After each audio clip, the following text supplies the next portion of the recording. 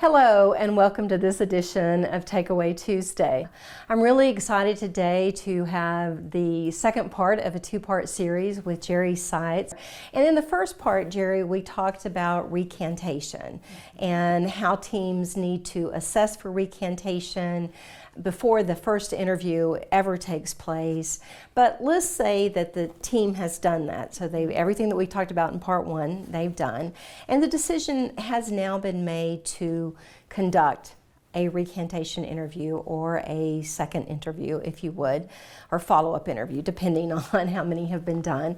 But what should actually take place during that interview? How should they set it up and how should it could be conducted? So what I would recommend for forensic interviewers is they bring the child to the forensic interview. They set it up just as they would any other interview at their CAC. You definitely want the original forensic interviewer, if at all possible, to conduct that interview, because when they come in to the forensic interview setting, they can reintroduce the room to the child, remind them that they were there before, still introduce the camera, that there are observers, or however that's done at their center.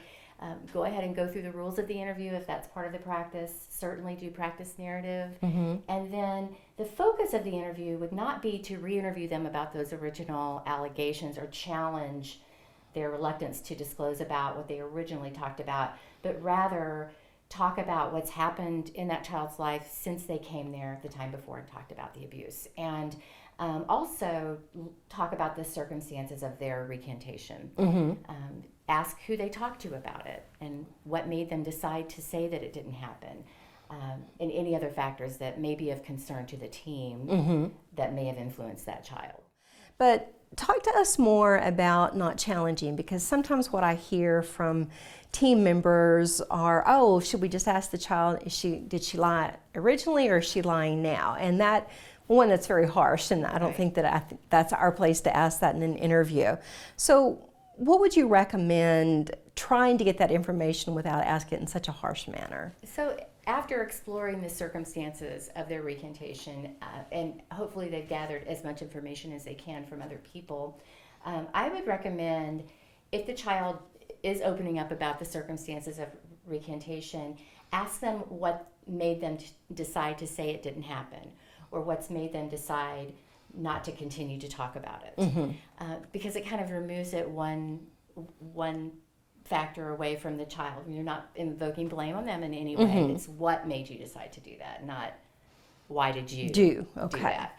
And then in an open-ended way, ask them to follow up on, just explain that further. Tell me more about that. So if a child is telling the interviewer, well, since my dad was arrested, that we got kicked out of our apartment because we couldn't pay the rent, or mom sits at the kitchen table and cries all day, would that be some of the information that you're trying to gather, just to have an understanding of how that child's life has been since she or he made that original disclosure? Absolutely. And the purpose of this interview is not to get them to disclose again or reaffirm. You're not going to ask those questions. Yes, figure out what's happened in that child's life and capture that. And as forensic interviewers, if your laws permit, you can come in and talk about the dynamics of abuse and those dynamics of recantation and the research around that.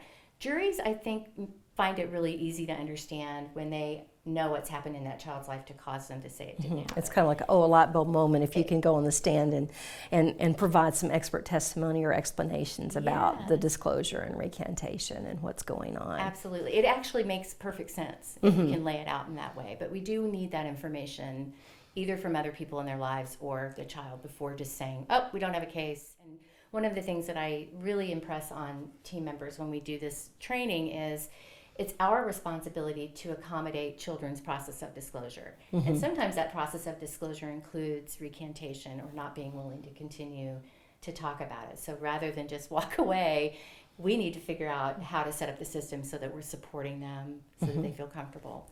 And it could be that it was a false allegation. And if that's the case, we definitely want to explore that as well. We don't want to That's just as important. falsely accuse someone of doing something they didn't do. Right.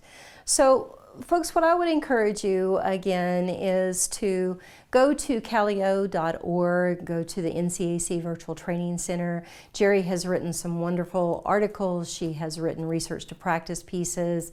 She has a webinar where she talks about recantation more in depth than what we've talked about in the last 2 sessions. But also, I would say, I guess it would be okay, hopefully, Jerry, that they can also call and contact Southern Regional CAC if they would like for you to come out and provide a training on recantation or maybe a conference presentation. Absolutely, and even consult. If they've got a case or a situation where they need my support, I'm happy to do that. If it's a prosecution issue, we could certainly connect them with one of the prosecutors at APA or the Zero Abuse Project. Okay. All right. Well, folks, as always, if you have any comments or thoughts, please contact me via the link below.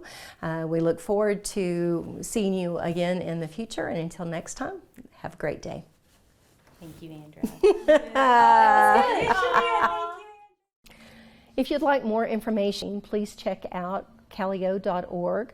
Also look at the NCAC Virtual Training Center for different webinars and seminars that have been recorded with experts in the field. And as always, if you have any questions or comments, please email me at the link below. Thanks and have a great day.